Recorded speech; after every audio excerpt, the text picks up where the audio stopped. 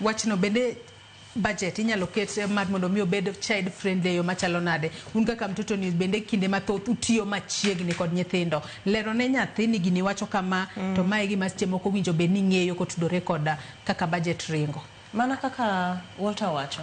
Nitiere child friendly budget mo develop ma olose makoro en palatable ma nyathi nyalo somo to understand. Ing'eni ka en budget kaka en cha to weche mantiere ye gin weche mapek ma nyathi ok nyal understand.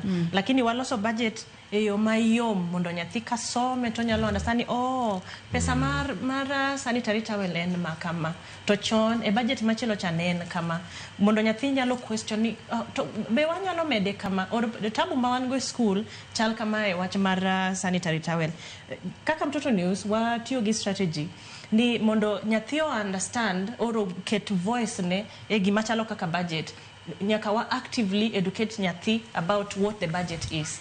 And one of the ways Motimo man and loso the friendly budget mondo nyathi obed ni nyalo understand. Apart from that, wa explain for example kane ipenjo nyithindo nyaka jok ma ni kod gi kanyo ngisgi ni budget wacho kama mondo gi understand kapok gigolo duon gi. So yes, it is true CSOs watimo matek mondo nyithindo understand kapok gigolo voice gi. Haya, adona somo kuom ote kendo manya kwa Ramogi Jwang podi medo chwalo